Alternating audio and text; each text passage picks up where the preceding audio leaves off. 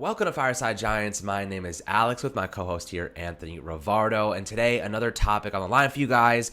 We want to talk about one of the best problems an NFL team can have, and that is too much good talent that you really just don't know how to utilize all of it. How do you get snaps to all of these guys, all of these quality players, especially on defense for the Giants? That's really what we're going to talk about today. The defensive unit, how they have so many great players to a degree that it's going to be hard to get some of them snaps because some of them play very similar spots. And we're going to go through each positional grouping, kind of gauging how they might utilize these guys, what their roles might be this upcoming season, and the impact that they're going to have, and how Patrick Graham is going to have to get very creative to get a lot of these guys on the field at the same time. And I'm excited to talk about it, Anthony. Before we dive into the good stuff, how you doing today, my friend? I'm very excited to talk about this defense. I'm doing well, but I think that Patrick Graham is, arguably one of the best defensive coordinators in the NFL right now with what he did last year with the Giants defensive unit. They actually had quite a lack of talent last year, but they were building things up, and he made it look like we had a surplus of talent, and now it looks like we might have a surplus in talent. And, of course, as Alex mentioned, this is a good problem to have. When you're saying, how does Julian Love work into this defense? That's a good problem to have. Your problem is that you can't find the set spot for Julian Love to get a lot of reps at, and that's good because it just means you have so much talent on the field. You can't take snaps away from one without taking snaps away from the other, and that's a great problem to have defensively. I think, particularly in the secondary, the Giants have added a ton of talent. I think the Giants should have one of the best secondaries in the NFL this upcoming season, and I'm really excited to see what Patrick Graham puts out there on the field, what kind of sub packages he gets all these guys out on, who's playing in the dime, who's playing in the nickel, all that fun stuff that I'm going to break down eventually in a Tony's Takes episode. I'm excited to see just exactly what this defense looks like this upcoming year and how great they really can be. And great they can be, because I think this defense could be one of the top in the league last year. And somebody asked an interesting question on Twitter, Anthony, and I think you'll enjoy this question. They asked, would you rather have a top five offense or a top five defense in modern day NFL? And, it's a good question because some people will always rely on the, defense wins championships narrative, which, of course, is a necessity for good teams. If you have a championship caliber team, having that good defense can push you over the edge. But in modern day NFL, having a top five offense is probably more beneficial. And I'll tell you why.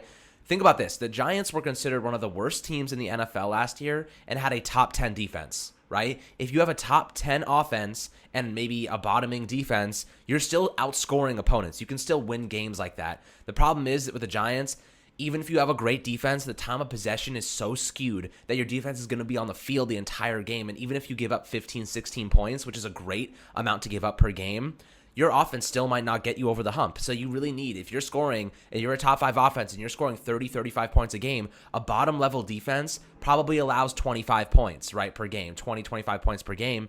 And that offense is getting you 30, you're going to win more games. And I think that's kind of the narrative that I'm following, is just like, it's a scoring league now, but that does not diminish the importance of having a great defense and what it can offer the offense, because with this newly, this newly bolstered pass rush and this newly bolstered secondary with Adoree Jackson, and of course we have Xavier McKinney going into his second year, I think that the defense is going to offer the offense more opportunities in terms of turnovers, and keeping them on the field, right? Just 3 and outs. That's what the Giants are going to try to do this season. Bring a ton of pressure, curate more turnovers because of that, more mistakes from the quarterback, and also get into third and long positions, right? That is where the Giants are going to thrive this year, in third and long, because they are going to, let's say you're in 3rd and 10, 3rd and 12, you get a sack, you're sending extra blitzers, you're not giving the quarterback enough time to wait for his receivers to get downfield. That was an issue the Giants had last season when they were in 3rd and long situations. Daniel Jones didn't have enough time to wait for his receivers to get to the sticks, which is a major issue. That's what they want to do next season to opposing teams, and I think it's going to create more turnovers for them, and it's going to create more punts. And I think that's where you have guys like Kadarius Toney on the punt return team, or Jerome Peppers, who can, take one to the house or at least put your offense in good field position.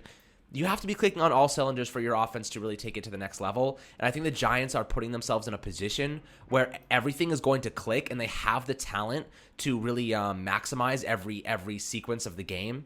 And special teams is Joe Judge's bread and butter, and they underperformed last year, in my opinion. And I think that's going to be a position where Joe Judge is going to demand excellence this upcoming season.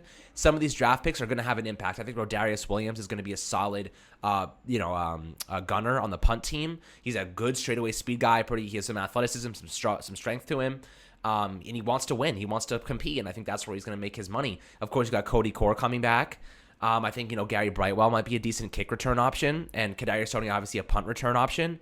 I think we're going to see a lot better team, and of course, we need our punter to have a much better season because last year was pretty porous for the most part. So moving forward, Anthony, what do you think about this narrative? Do you think the offense is more important this day? I think you're on the same wavelength that I am. Yeah, I think it's always tough because every year that you have this discussion, you have to think back to the most recent Super Bowl, right? And you look back at the most recent Super Bowl, and it was the best offense going up against the best defense. And this year, the best defense prevailed. They were the winners, the Tampa Bay Buccaneers. But they also did have this super high-octane offense filled with Mike Evans, Chris Godwin, Rob Gronkowski, Tom Brady, Ronald Jones, and Leonard Fournette. Like, there was just so much talent offensively as well. So it's always going to be a 50-50 conversation, but at the end of the day, I think, Alex, your analysis was spot on in terms of how many points you're averaging versus how many points your defense is allowing per game. I think that was the perfect way to put it, and why I do lean towards saying that the offense is a little bit better. Plus, generally speaking, I feel like the teams with the best offenses just get further. Might not necessarily win the Super Bowl every year, but they do get further. Look at Green Bay. They had the best offense, arguably in the NFL, or at least in the NFC last year. They got all the way to the NFC Championship game. But, of course, the better defense did win in that matchup. So, I don't know. It's just a layered conversation. It's kind of hard to really just pick one definitive answer. But I do think that in this modern NFL, if you want to make it far, you have to have a great offense just because your points per game average needs to be higher than your points allowed per game. So, I think that's really the key point that Alex made. And so that's why I tend to agree with that narrative. Yeah, no, I think I agree with everything, we both are trying to get across here. But some bad news, unfortunately, for fans that were hoping to go to training camp. Paul Schwartz at the New York Post just released that training camp will not be open to fans to attend, which is awful news considering how excited I was to see. I know Anthony as well, planning to go see some fans, but also watch the Giants and see these new playmakers in action. We're going to have to wait until preseason, my friends, to really go out and enjoy this team. But nonetheless, we will eventually see them. We eventually will go and see them in person during the game, so I'm excited about that. Fans will be 100% capacity, which is awesome. So stuff to look forward to. That sucks a lot, but we have a lot to look forward to, so we'll stay positive for the time being.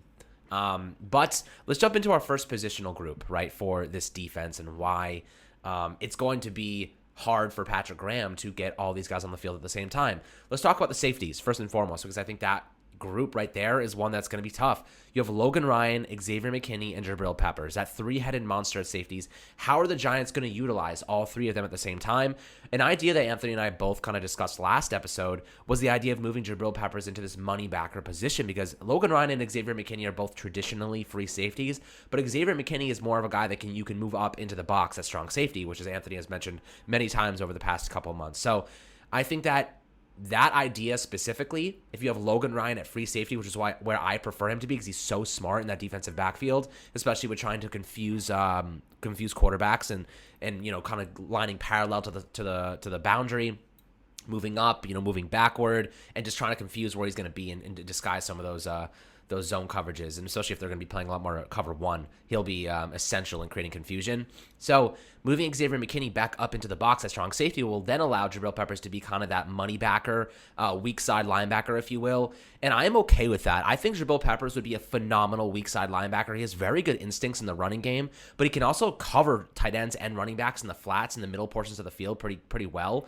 I would love to see the Giants kind of move him there and get him more into the box and really exposing mismatches that way, but also utilizing his instincts. I think he's a very instinctual player, Jabril Peppers. He's like the Energizer Bunny of the defense. Getting him into a position to make more plays will only maximize his production and efficiency. So I'm so excited to see what they do with him, Anthony. But what do you think about that idea? I know you're kind of on board with it too. But do you think that maybe kind of moving him to that second linebacker spot next to Blake Martinez on occasion, not all the time, would be beneficial for this defense and really allow Patrick Graham to get all three of those safeties on the field at the same time? Because otherwise, how do you get all of them on there? Unless you're playing two deep safeties all the time. We know he wants to play cover one more often. How are you getting those three guys in on the field on a cover one situation if that's kind of the majority of their scheme? Yeah, I mean, I think that playing him at the weak side linebacker position more often than not is actually a good idea. I don't think, you kind of said that maybe not all the time. Kind of all the time. I think that's not really a problem to me. I think that he played that position for the most part. Let's see how many snaps he had there last year. He had over 383 snaps in the box last year. He had the most snaps playing left inside linebacker, and that's the position that he played the most was actually linebacker. He didn't play safety the most. He played linebacker the most last year, and I think that's going to be the same thing this upcoming season, especially when you keep in mind that Xavier McKinney is returning to the lineup, and he should be starting now at strong safety. So I think what you're going to see, the configuration you're going to see, is Logan Ryan. He's going to maintain his position at free safety. I think you're going to see Xavier McKinney at strong safety. And then in the box playing linebacker, you're going to see Jabril Peppers, kind of like we saw last year towards the end of the season. And I think that's the proper way of running these safeties onto the field. I think you want to get Jabril Peppers in the box because he is a phenomenal run defender, and he also provides you with more coverage than any linebacker, normal linebacker, could. So perfect idea there. I mean, he's stout enough in run defense to where you say, you put him on the field and you're not missing that extra linebacker. You feel confident in Jabril Peppers to play that linebacker role. So that is where I want to see him play more often than not. I do want to see him play that weak side linebacker, especially because I think that the Giants are going to run a ton of nickel this year. I think that their base defense is going to turn into the nickel 3-3-5 that they were playing a lot towards the end of last year. And in that formation, you're going to see Jabril Peppers playing linebacker. So I think almost as their base defense, Jabril Peppers is going to be the linebacker on the team opposite of Blake Martinez. So that's my take on that. And I think, in terms of having a problem of too much talent in the secondary, when you talk about the safety position, we've mentioned 3 guys, but we haven't even talked about Julian Love, who I think is just a perfect player to fill in at any of those positions that we've mentioned. Just play that defensive back role, play strong safety, free safety, slide corner, outside corner, just roam around. I think you're going to see him on the field a lot too in nickel and dime packages, but that's a good problem to have. The fact that we don't know exactly where Julian Love fits into the equation, since we have these other 3 safeties that are ahead of him, that's a great problem to have. But I still think that Julian Love is a great player, and we will see him on the field a fair amount. Yeah, Julian Love is my favorite reserve depth player on this team because he can play multiple positions, right? He is the perfect utility player. If you're a baseball fan and you look at, maybe a guy like Tyler Wade or any utility player really, Julian Love's much better than Tyler Wade in context. But I will say this. He can play cornerback, he can play slot corner, he can play safety, free safety, and strong safety. He's done all of it. When we spoke to him during his rookie season, right after his rookie season, rather, he told us that he was trying to adapting to this strong safety role. He found himself dropping back into coverage more by accident. But now he has the reps, he has the experience and the snaps to go along with it. And I think that really has benefited him tremendously in being like that perfect utility piece. And that's kind of like part of why this defense is so good. If there was an injury at any of these positions, any of those big secondary spots, we have a very good depth piece who can come and fill in. And for the most part, in my opinion, I believe Julian Love would be starting on some teams. And he'd be an adequate player as a starter. And we have him as a depth piece, which is exactly what you want on deep teams. And Dave Gettleman said it first. You can never have too many great players at any given position. And, that leads me to the cornerback spot because the Giants, they survived last year opposite James Bradberry. Of course, Bradberry locked it down. I think he's a top 10 CB in the NFL. Obviously, Isaac Yiadom, Corey Ballantyne, Ryan Lewis, that trio of rotating corners did not fare well last season. And that is why the Giants went out and got Adoree Jackson. Now, people say, we overpaid for Jackson. He's injury prone. And maybe we did. Maybe we did overpay. Maybe he is injury prone. But what he brings to this team is exactly the opposite of what James Bradberry brings in terms of strengths. And that is why I love Adoree Jackson so much for this team because he's not a replica of what we already have. He can line up against Tyreek Hill types, Henry Ruggs types. He can line up against those speedsters that can burn you deep on on vertical routes or go routes and comeback routes. He's very athletic, very quick. He's aggressive at the point of attack. He's a great man coverage press corner, and that is what the Giants needed opposite James Bradberry, who's better at covering more physical guys like Mike Evans, DK Metcalf, more possession type of receivers, better route runners like Allen Robinson. That is where James Bradberry dominates against big possession route runners who also have some speed to them. He's very good against those guys. But against a Tyreek Hill type, I probably wouldn't trust James Bradberry all that much because he's not as quick on his toes. He's not as good at changing direction at the blink of an eye like Adoree Jackson is, which is more who's more of a superior athlete. They have two players now who are opposites in terms of strength, and they can expose mismatches with that. And I think that's why they looked at Adoree Jackson and said, okay, let's go out and get him. We'll overpay for him, but he is exactly what we need in terms of covering those speedsters in the NFL that we don't have someone who can cover right now. If you would trust Isaac Yiadom on Tyreek Hill, I have a bridge to sell you. So that ultimately is why I like Adoree Jackson so much. And I also think that he's going to open it up for the pass rush. And we'll talk about that as well, Anthony, in a little bit. But just in terms of the cornerback unit, having Isaac Yiadom as a backup, having Julian Love as a backup, tremendous depth. You can't ask for much better depth than that. Of course, now we have Rodarius Williams, Darnay Holmes, and Aaron Robinson. How do you get Darnay and Aaron Robinson on the field at the same time? You don't. Competition battles. We're going to see those two guys battling it out during camp for starting snaps. There's just not enough snaps to go around for all these guys. It's going to be awesome to see, and that's why this is going to be great for Patrick Graham. It's the best problem to have. Let the best man win at some of these spots. At the end of the day, even if he was a high draft pick, even if this or that, you got to think about it in terms of who's going to make your defense better. It doesn't matter where they're drafted, where they were picked, or how much money they're making. Sometimes you just got to go with the best player overall, and Patrick Graham has the ability and the flexibility to do just that. Yeah, of course, and I love what you said about, James Bradberry and Adoree Jackson kind of complement each other really well. James Bradberry being that kind of off-man coverage player, actually really excels in zone, arguably the best zone coverage cornerback in the NFL. And then, of course, Adoree Jackson being that press man corner that the Giants were really searching for last year. Of course, they had Isaac Yiadom starting at CB2 last year. That was a problem, but I think that the solution is making Isaac Yiadom your backup cornerback, because now he has that experience starting on the outside, but now he's your backup on the outside. And I don't think that he was just horrible, as a starter last year. I just thought he was the weak spot of the defense that the Giants needed to upgrade, and they did with Adoree Jackson. But now they kept Isaac Yiadom around, unless, if he gets cut through training camp or something, that'll be a different story, but it seems like he's going to be on the roster again this season playing a backup role, and I think that's perfect. That's exactly what Isaac Yiadom should be doing. The signing of Adoree Jackson makes everyone else behind him better. It makes Isaac Yiadom a better player, because now we're not looking at him as a starting corner, because we never should have been. We should have been looking at him as a cornerback number 3 or even 4, and now that's what he is. He is a backup corner. I think that's a perfect way to utilize his skill set. Then, of course, when you do look at the slot position, this is another moment where I say this is going to depend on what package the Giants are putting out on the field defensively. When you're talking about Aaron Robinson or Darnay Holmes, I think, Darnay Holmes played last season for the Giants where they were playing a ton of zone coverage, and he was very quick and had very good read and react instincts, but he's pretty small and he's not necessarily a good run defender. So I think what you're going to see with Darnay, when they're going to be playing more pass-heavy defenses, pass coverage-heavy defenses, more zone coverage defenses, I think you'll see Darnay Holmes on the field. But if there's a play where they're in the nickel formation and they feel like the team might run the ball, or they're going to play some more man coverage in this given game based on the personnel that the offense has on the field, that's where you're going to see more Aaron Robinson, because Aaron Robinson actually is a really stout run defender. He's very physical at the point of attack, and he's also very physical in terms of his coverage ability, playing that press man coverage, similar to how you kind of had your zone coverage off-ball guy with James Bradberry, and then Adoree Jackson being your press man guy. You kind of have the same situation with Darnay Holmes and Aaron Robinson. Aaron Robinson being that get up in your face and jam you at the line of scrimmage, despite the fact that he's a slot corner, and slot corners usually don't even do that in the first place. He has the ability to do it, and so I think he's going to be in the more physical defenses.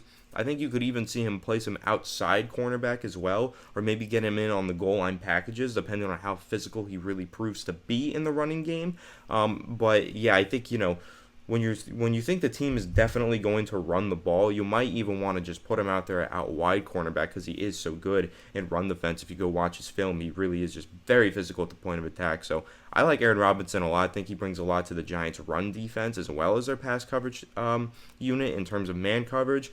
But both of those guys should see a fair amount of snaps. They're both really talented players. Darnay Holmes had a phenomenal rookie season. I'm excited to see him build on that, and also excited to see how exactly Aaron Robinson fits into the equation as a rookie. Yeah, I'm so excited to watch that Darnay Holmes-Aaron Robinson battle. That is going to be one of the biggest ones to watch during training camp, via basically no fans, because no one will be watching. But we'll get as much as we can, obviously. And I think that's going to be a fun one to watch, especially also on the outside linebacker core, which we'll talk about next. we just got a whole bunch of new guys, right? Ryan Anderson, Efadio Denabo is capable of playing there, Ellerson Smith, Azeez Ojulari. Those 4 guys, with the comebacks of O'Shea Ximines and Lorenzo Carter, blow what we had out of the water last season, ranging from Jabal Shared, practice squatter, from Carter Coughlin, 7th round pick. Now we have guys who are a little bit more established, have more experience, have been better against more adequate talent. And I think that is a unit where we went from 40 sacks last season, which ranked 12th overall with nobody, to retaining most of our interior defensive line. Of course, Dalvin Tomlinson replaced by Danny Shelton, which I don't think is the biggest deal in the world. I think our pass rush will still be adequate, if not the same. If we can scheme together, Patrick Graham can scheme together some good pass rushes and, having cover one, sending more blitzes, this could be a 50-sack team. We could be top 10 in sacks. And a lot of times, of course, having great elite pass rushers is a big benefit, but you can scheme sacks and you can scheme pressure if you have a good secondary, which is where all of this kind of gets connected.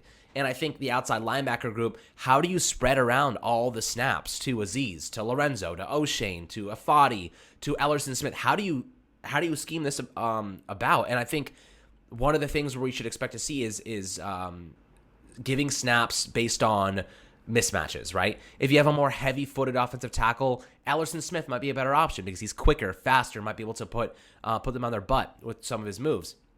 If you have a more athletic offensive tackle, maybe Azeez Ojulari is better because he has a lot of really great, arm move, swipes and clubs. Or maybe an offensive tackle that isn't best with his hands. Maybe he has weak hands or is known for kind of not having the best ability to engage and lock his arms on the chest plate.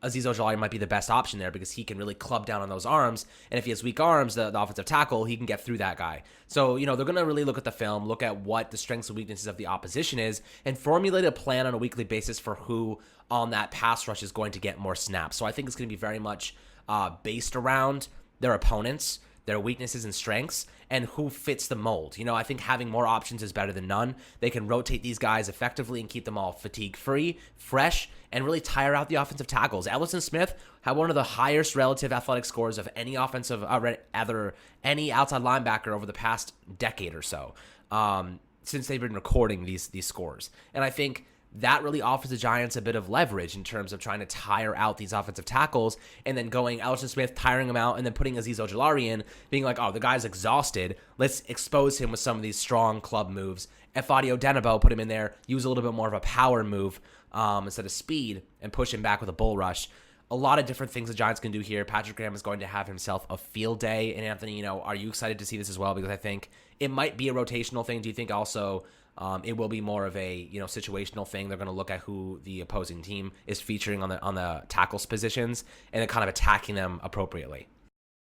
Yeah, I think all of that is going to play into what Patrick Graham's specific defensive attack is going to be week by week. There's going to be, analytics that they bring in or certain things that they notice on film that might give them a competitive advantage with a specific player compared to a different player on the roster. But I think I'm going to have a slight disagreement here with the take on the edge rusher position. Maybe not, though. I think maybe we're on the same page. But with the edge rusher position, I think what you're seeing is not a problem of too much talent at edge rusher, but you're seeing a lot of different types of edge rushers that are going to be used in very unique ways. I think that's what I'm very excited for, to see how Patrick Graham handles that, because there are a ton of great edge rushers. Well, not great, but there's a ton of edge rushers on this roster, but none of them are that great, 10-sack guy just yet. We haven't found that one premier pass rusher that we know needs to be on the field every single snap. We haven't found that. So when you're saying none of these guys have to be on the field at all times, who is going to be on the field at what times is the better question. Who's going to be pass rushing in this situation versus that situation or this situation? That's what's going to be really interesting. I'm excited to see exactly how Patrick Graham gets all these guys on the field. Just thinking to Cam Brown, if he makes the final roster. Of course, Azeez Ojulari, Lorenzo Carter, O'Shea Ximines, Ellerson Smith. There's just a lot of guys. Efadio Denabo, Ryan Anderson. There's plenty of players that should get a fair amount of snaps, but will they and how will they is what I'm interested in. What scenarios will each player be on the field for? I think that's going to be a really interesting thing because, again, it's not like the Giants have this problem of too much talent at edge rusher. Maybe they have the problem of not enough elite talent, but they do have enough talent. They definitely have enough bodies to put on the field. It's just how many great players do they have at that position is kind of scarce. It's a scarce position, so we'll see exactly how they utilize these players that they do have on their roster to try and make them maybe look better than they are and try and get the most out of them. That's going to be key for Patrick Graham. We saw last year how he got the most out of players, got the most out of guys like even Carter Coughlin, putting him in those QB spy roles. Now he's going to be playing the off-ball linebacker role because Patrick Graham recognized how good he was at that and said he can do that more frequently at the off-ball linebacker position, so let's put him there. So things like that, just getting the most out of all these players, that's going to be the key to having success at the edge rusher position this year. Yeah, I think that's a good analysis. I'm not saying that any of the pass rushers are elite by any means or even above average, but rather just having more at least average talent is better than what we had last year. I think it plays right into the defensive line, and that's a position where we also have a pretty solid grouping of players in Dexter Lawrence, who I expect to have a dominant season this upcoming year. If you watch the film, Anthony and I have already done a film review on Dexter Lawrence. The guy is a freaking animal. He is so freaking good at the point of attack. He allocates so much attention for offensive linemen. They have to double team him at all times. He runs over guards like an absolute 18-wheel truck up against a buggy. So it's insane what he's capable of doing in the trenches and really opening up the pass rush for stunts and whatnot. But also in the run game, he just plugs so many holes. It allows those outside linebackers to seal the edge without much resistance. And I think he's a tremendous part. Of course, Leonard Williams at 11.5 sacks last year, 62 total pressures. The guy was an absolute stud for us. Makes that Dave Gettleman trade with the Jets look like an absolute home run. So I'm excited to see if he can make that a consistent thing, right? Because we paid him big money this year. We need to make sure that he's going to be producing on a yearly basis. And this wasn't just a one-year wonder type of deal. But I think, with Patrick Graham, good players around him, good coaching, good schemes, it's going to be that good. I think he's going to have another great season. So I'm optimistic moving forward, and the outside linebackers will be the unit that really succeed because of it, and they play hand in hand. Now, the defensive line's probably, I wouldn't say thinner than most, but behind, actually, I would say they're pretty deep. I mean, they have BJ Hill there, they have Austin Johnson, they have some good players behind just in case any injuries, they need to rotate anybody out. But behind those big Dexter Lawrence, Leonard Williams guys, they don't have anyone like elite by any means, but most teams don't have elite guys sitting behind the starters in the interior of the defensive line. So I'm pretty excited about that group. I'm pretty optimistic with them, and I'm feeling confident. Anthony, I imagine you feel the same way. Yeah, I absolutely do feel the same way. I think, in terms of the interior of the defensive line, the Giants have a ton of talent there at the starting positions with Dexter Lawrence and Leonard Williams. And I do believe that Danny Shelton is at least an average to above nose tackle to have on your team. And of course, you do have guys like Afadio Denabo who play on the edge, but can move to the interior, right? And Leonard Williams kind of does that inversely. He's an interior defensive lineman, but he can even move on to the edge. And we saw him do that a lot last year, play that 5-tech in some of those nickel packages that Patrick Graham was putting on the field.